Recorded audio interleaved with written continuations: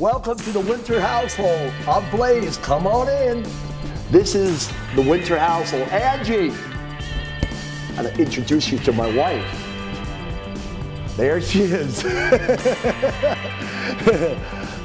This is our house, and we've been here for quite a few years. And we moved in here shortly after my career was over. And we've been raising our two boys that you'll meet later on. Hey, why don't we go downstairs and I'll show you some stuff from downstairs. But it's that time of the year where we just put up the tree the other night. So come on over, you're gonna see my tree. I take a lot of pride in my tree. It's a real tree. Some people have gone to the fake trees, not me. I like the real tree. And my wife always puts the star on top, and that's always something fun to watch. But our tree, so we're getting ready for the 2011 holiday of Christmas, which is a festive time for the Winter family, and so I'm proud of the tree. Aren't you, Angie? Now, as you come downstairs, you'll realize that two of the most important things in my entire life are my sons. My beautiful wife gave me the best gift of all, and being that it's Christmas time of the year, holiday time of the year, you know, we've got some of these photographs of them in their football programs. My youngest son, Donovan, you'll see him later on. My oldest son, Cordell, and you'll meet him later on. And they're rather dynamic, you know, energetic, ambitious children that keep me very fit. Well, most of the time, if you know what I mean. Sometimes they wear me out. What's interesting to me is you'll see these photographs, a lot of them reflecting and looking back at my NFL career that I'm very proud of. But for many years, I didn't want to show what I used to do. My dear wife got me to consider putting these up, and I finally said, all right, I'll put them up. But I always felt it was somewhat bragging. And I don't want anybody to ever feel that way, but I don't feel that way anymore. I'm rather proud of the things I did in my life. The Sports Illustrated picture here came to me when I was in a locker room. Somebody said, "Hey, you made it inside Sports Illustrated," and at that time it was 1989, and the Packers were one of those Cinderella teams that were building momentum. Our quarterback was Don McCaskey. We had people like Sterling Sharp, Brian Noble, and we had certain players that had a name. And the team itself was not really known for being a dominant team. The Packers had not won many games for many years.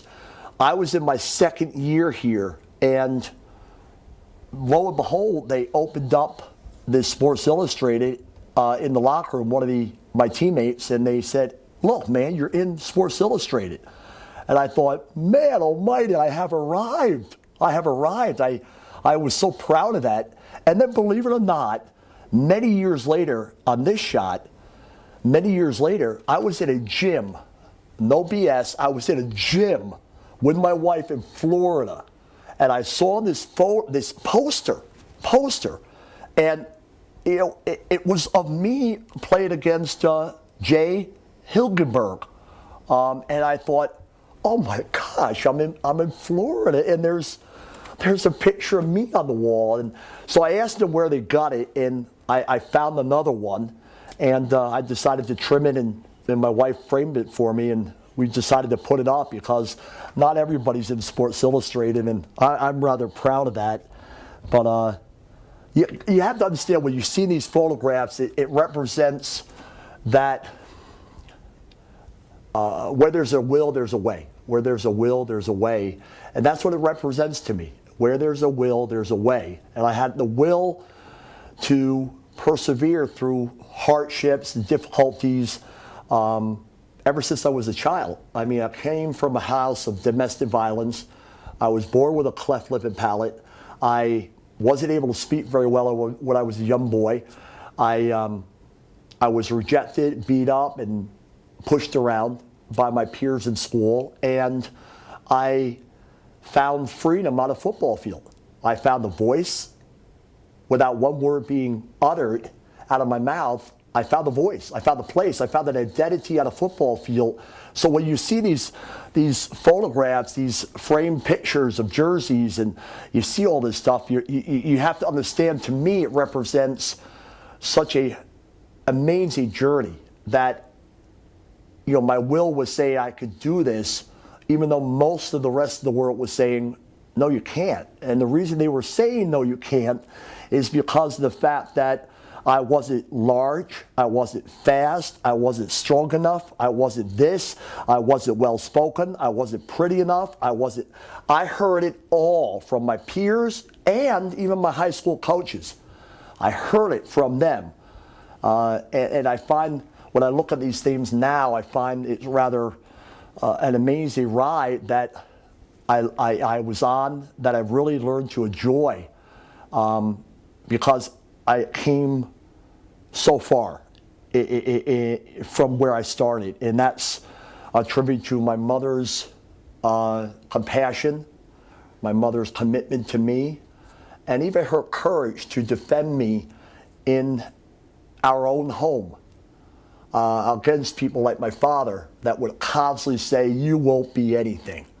And he used to have this one little way of doing things. My father used to pull my hand out, and then he would open his own hand, and he would say, see my hand? See your hand? And he would say, your hand will never be what you want it to be.